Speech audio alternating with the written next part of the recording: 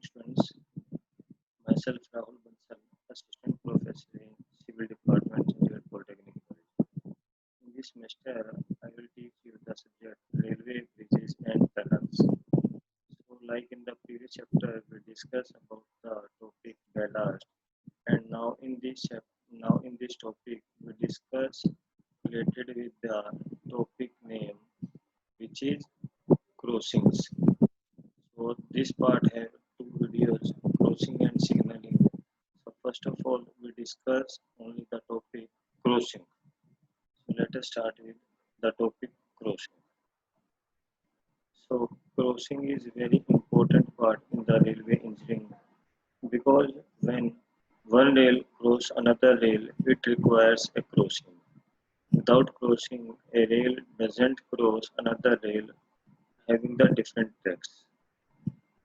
So, so the first topic is definition of crossings. So here, first one is crossing.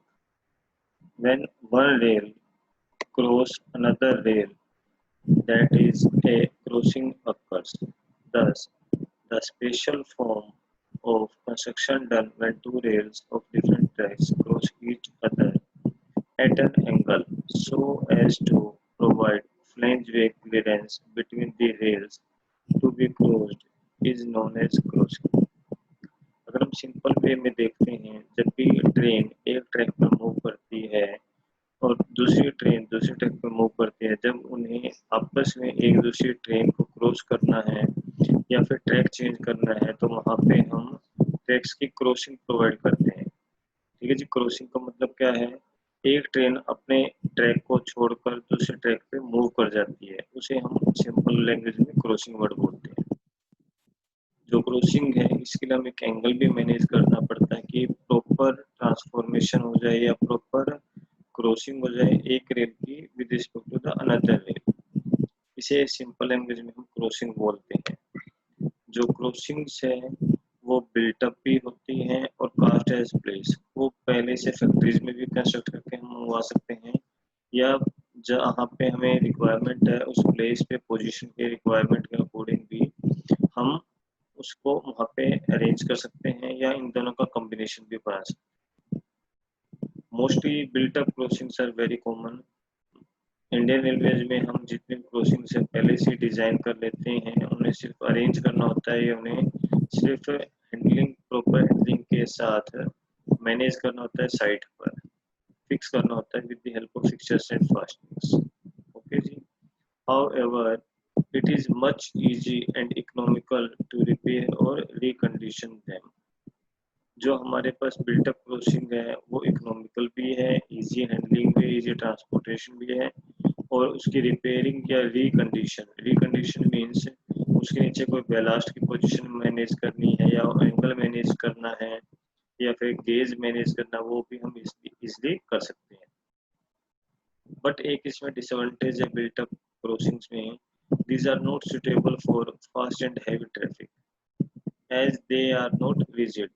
इनकी जो strength है वो कम होती है या ये रिजिड नेचर इनकी कम होती है, इसीलिए इन्हें हम फास्ट या हैवी ट्रैफिक जहाँ पे यूज करते हैं वहाँ पे हम इन्हें यूज नहीं करते हैं।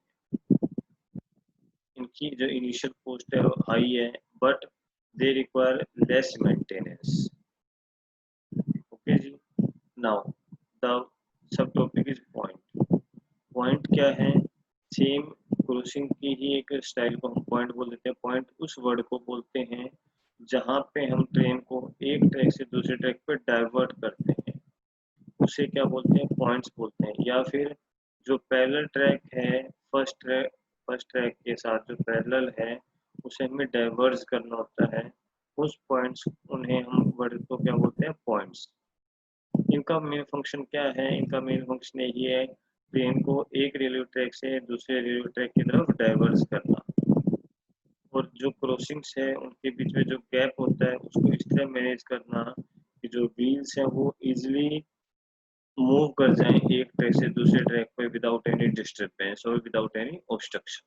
These are the main functions of points. Now we discuss what is the importance or necessity of points and crossings in the railway track. So The wheels of rolling stock in railway are provided with flanges on the inner side of rails in order to prevent the lateral movement of trains and to make them to run on wheels in a well-defined track. Therefore, the provision of points and crossings become necessary to facilitate the diversion of trains from one railway track to the another track.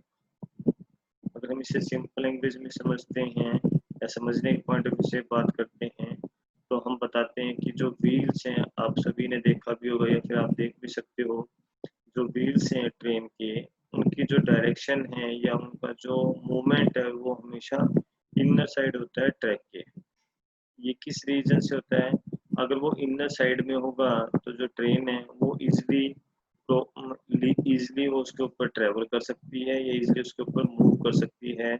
और जब भी हम crossings या फिर एक track से दूसरे track की तरफ मूव करते हैं अगर इनर साइड की मूवमेंट होगी व्हील्स की तो वो इजिली डाइवर्ट हो सकते हैं या फिर अपने ट्रैक को लीव करके दूसरे ट्रैक में एंट्री कर सकते हैं जिसकी वजह से एक्सीडेंट के चांसेस भी मिनिमाइज हो जाते हैं।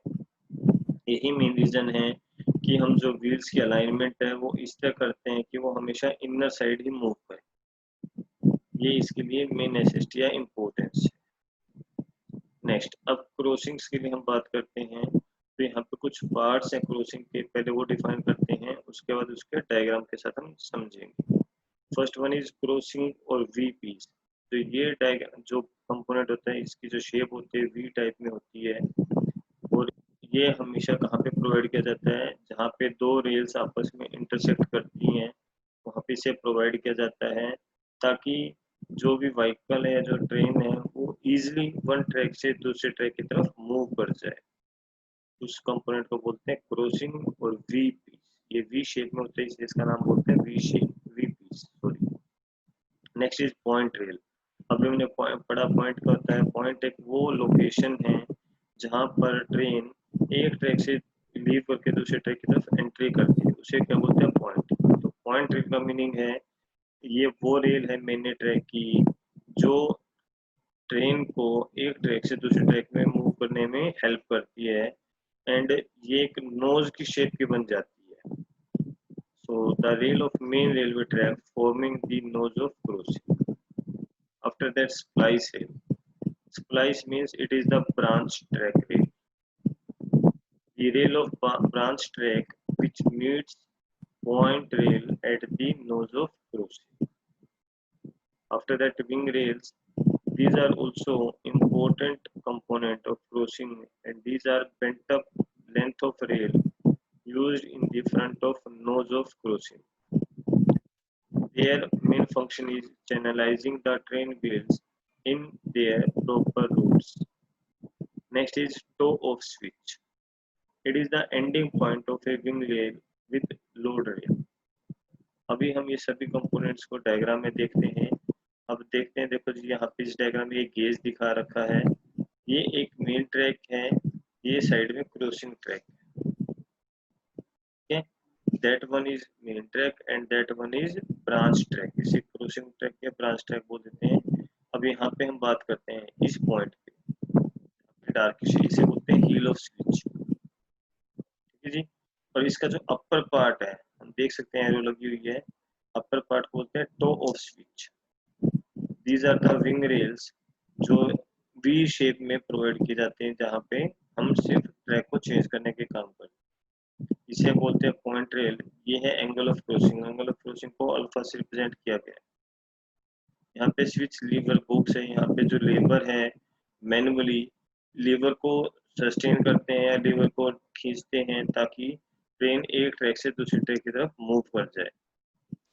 ये टंग रेल है यहाँ पे ये आउटर स्ट्रेट लेड रेल है ये आउटर कर्व है। These are some main components of a crossing. Next is heel of switch जैसे अभी हमने डायग्राम में दिखाया। It is the ending of a splice rail at a crossing. Next, check rails. These are provided nearer to the crossing with a purpose to prevent probability of moving the wheels on crossing.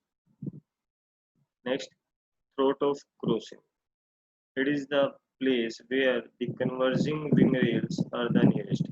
हमने पढ़ा है diagram में देखा दो type की wing wheels थे हमारे पास, एक कन्वर्जिंग थी एक डाइवर्जिंग थी। तो थ्रोट ऑफ क्रॉसिंग कहाँ पे यूज करते हैं, जहाँ पे कन्वर्जिंग विंग रेल्स के बिल्कुल ही नियरेस्ट पार्ट पे इन्हें यूज किया जाता है। Last one is nose of crossing. This is the meeting point of point rail and splice rail, जिसे हम बोलते हैं nose of crossing. Last diagram में हम देख सकते हैं, लास्ट डायग्राम में देखा था जिसे नोज ऑफ क्रॉसिंग बोलते हैं। देखो यहाँ पे इसके अपर में है पॉइंट रेल और डाउन में है स्प्लाइस रेल। इन दोनों के कॉम्बिनेशन को, इस पॉइंट को बोलते हैं नोज ऑफ क्रॉसिंग, और जहाँ पे ये एंगल बनता है इसे बोलते हैं एंगल ऑफ क्रॉसिंग। ठीक है जी। Next we have different types of crossing. तो उसमें से जो मेन है, तीन टाइप्स की क्रॉसिंग हैं वो हम डिस्कस करेंगे। फर्स्ट वन इज ऑर्डिनरी और एक्यूट क्रॉसिंग। जैसे नाम से पता चलता है ऑर्डिनरी का मतलब है सिंपल है, सिंपल जो हम मोस्टली यूज करते हैं। एंड एक्यूट क्रॉसिंग हमने मैथ में पढ़ा है, एक्यूट का मतलब कहता है वो, अगर एंगल के टर्म से बात करते हैं, the angle between the two lines less than 90 degree then it is considered as acute angle. तो हम इस डायग्राम में देख सकते हैं, आप भी इस डायग्राम में देख सकते हो, यहाँ पे राइट हैंड विंग रेल है और अपर में लेफ्ट हैंड विंग रेल है। डायग्राम में शो है LH wing rail means left hand wing rail and down में राइट हैंड विंग रेल। या फिर हम इसे पैरेलल में दिखा सकते हैं। ठीक है जी। तो यहाँ पे दो टाइप की लेफ्ट हैंड और राइट हैंड विंग रेल्स के बीच में एक थ्रोट प्रोवाइड किया गया है। थ्रोट के बाद हमने यहाँ पे क्रॉसिंग एंगल शो कर रखा।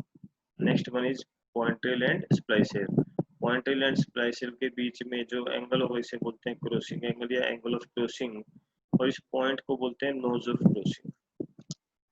So this type of crossing is obtained when a right hand rail of track crosses a left hand rail of another converging track and vice versa। Simple सी language में हम बात करते हैं, जब कोई राइट हैंड रेल क्रॉस करती है लेफ्ट हैंड रेल, या इसका उल्टा लेफ्ट हैंड रेल क्रॉस करती है राइट हैंड रेल को, तब उस टाइप की क्रॉसिंग को बोलते हैं ऑर्डिनरी और acute crossing.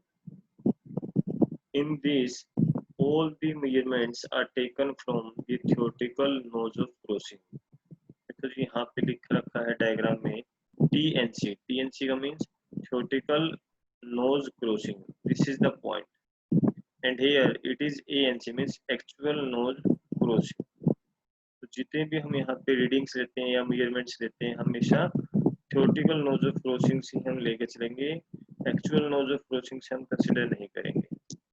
This type of crossing is commonly used in Indian Railways। Second one is double और obtuse crossing। उसमें सिंगल था, यहाँ पे डबल है। सेम वही है, रनिंग रेल है, चेक रेल है, या left hand rail right hand rail के लिए हम डिस्कस कर सकते हैं। इसमें भी थ्योरेटिकल नोज ऑफ क्रॉसिंग आएगा, एक्चुअल नोज ऑफ क्रॉसिंग आएगा। अब जैसे हमें पता है ऑब्ट्यूज का मीनिंग करता है मैथ में, ऑब्ट्यूज का मतलब वो एंगल है जब दो लाइंस के बीच में जो एंगल की वैल्यू मोर देन 90 डिग्री हो जाती है उसे हम बोलते हैं ऑब्ट्यूज क्रॉसिंग। तो सेम यहाँ हम रेलवे में बात करेंगे, the crossing in which rail crossed are right hand और left hand for both the tracks. तो इसमें जो क्रॉसिंग है लेफ्ट से राइट हो सकती है, राइट से लेफ्ट हो सकती है, फॉर बोथ द ट्रैक्स, दोनों ट्रैक के लिए हम ऐसे यूज कर सकते हैं। It has two nose and it is used in the formation of diamonds। तो अगर हम ऑर्डिनरी के साथ कंपैरिजन करते हैं, वहाँ पे हमने डायग्राम में देखा था वहाँ पे सिर्फ एक नोज ऑफ क्रॉसिंग है, बट डबल में दो नोज ऑफ क्रॉसिंग्स हैं, और it looks like a diamond shape. इसमें जो गेज लाइंस हैं वो भी आपको शो कर रखी है, इंटरसेक्टेड एल्बो। एल्बो डायग्राम में दिखा रखा है, it is the central part, यहाँ पे ही गेज लाइंस हम मेंशन करते हैं। तो जितने भी इसमें मेजरमेंट्स हैं वो भी हम कहाँ से कंसीडर करेंगे, एल्बो से। अभी हमने जस्ट बोला था इसे डायमंड भी बोल देते हैं। इसे डायमंड शेप क्यों बोला जाता है हम डायग्राम में देख सकते हैं, क्योंकि इसके कॉर्नर्स पे दो एक्यूट एंगल्स बनते हैं और दो ऑब्ट्यूज एंगल बनते हैं। डायग्राम में देख सकते हैं, यहाँ पे मैंने एक्यूट क्रॉसिंग भी दिखा रखा है। दो साइड एक्यूट क्रॉसिंग है और दो side upper end lower obtuse crossing है और साइड्स में एक्यूट क्रॉसिंग है। Due to this it looks like a diamond shape and इसलिए इसे क्या बोलते हैं, डायमंड क्रॉसिंग बोला जाता है। Next one is which is the last one, square crossing. As the name suggest, square means when जहाँ पर दो लाइंस आपस में मीट करते हैं वहाँ पे एंगल क्या होगा, एग्जैक्ट 90 डिग्री होगा। अगर 90 से कम हो जाता है तो उसे हम बोलते हैं एक्यूट क्रॉसिंग, 90 से ज़्यादा हो जाता है तो ऑब्ट्यूज क्रॉसिंग। अगर एग्जैक्ट 90 आ जाता है तो हम वहाँ पे वर्ड बोलेंगे स्क्वायर क्रॉसिंग। डायग्राम में भी हम देख सकते हैं, एक ट्रैक ये है आपके लेफ्ट टू राइट मूव कर रहा है, एक टॉप टू बॉटम मूव कर रहा है डायग्राम के अकॉर्डिंग। तो जहाँ पे दो रेल्स आपस में मीट कर रही है उस पॉइंट पर अगर हम एंगल देखते हैं, ये लिखा हुआ राइट एंगल क्रॉसिंग, इस पॉइंट पे जो एंगल है वो कितना फाइंड आउट किया जाता है, 90 डिग्री। 90 डिग्री की वजह से हम इसे क्या बोलते हैं, स्क्वायर क्रॉसिंग। तो the definition is when two tracks of same और different gauges cross one another at right angles, then that type of crossing is called square crossing. It should be avoided as far as possible because there is rapid wear of crossings and also damage to the rolling stock on account of heavy impact. इस तरह की square crossing को हम कहाँ use करते हैं, जब दो हमारे पास ट्रैक हैं उनके अंदर सेम गेज भी हो सकता है, डिफरेंट गेज भी। गेज हमने पढ़ा था इंडिया में तीन ही टाइप के गेज यूज किए जाते हैं, जैसे broad gauge, metre gauge, narrow gauge. तो हम जैसे सपोज करते हैं कि एक ट्रैक हमने ले लिया ब्रॉड गेज का, सेकंड ट्रैक ले लिया मीटर गेज का, या फिर पॉसिबिलिटी हो सकती है एक ट्रैक ले लिया हमने ब्रॉड गेज का, एक ले लिया नैरो गेज का, या फिर एक पॉसिबिलिटी हो सकती है metre gauge and narrow gauge. Different भी हम गेज ले सकते हैं और सेम भी। जब एक दूसरे ट्रैक एक दूसरे को क्रॉस करेंगे तो वहाँ पे अगर राइट एंगल एंगल या फिर 90 डिग्री का एंगल बनता है तो इस तरह की क्रॉसिंग हम स्क्वायर क्रॉसिंग बोलते हैं। इंडियन रेलवे में इस तरह की क्रॉसिंग बिल्कुल ही अवॉइड की जाती है। क्यों? क्योंकि अगर इस तरह की हम क्रॉसिंग करते हैं तो वहाँ पे रैपिड यानी स्पीडली इसका बिहेवियर होता है। जब भी हम कोई हैवी ट्रैफिक उसके ऊपर यूज करते हैं या जो टोटल लोड है ट्रेन का विद नंबर ऑफ पैसेंजर्स और मे बी मटेरियल या फिर इंक्लूडिंग द व्हील, अगर वहाँ पे लोड ज़्यादा होगा तो वहाँ पे वेयर एंड टियर ज़्यादा होगी और जो ट्रैक्स हैं उसको डैमेज ज़्यादा होगा। इसलिए इस तरह की हम क्रॉसिंग को अवॉइड ही करने का ट्राई करते हैं। ठीक है जी। आशा करता हूँ आप सबको समझ में आया होगा। अगर किसी को कोई डाउट है तो मुझे अपनी इस ईमेल पे अपने डाउट भी सेंड कर सकता है। Okay class.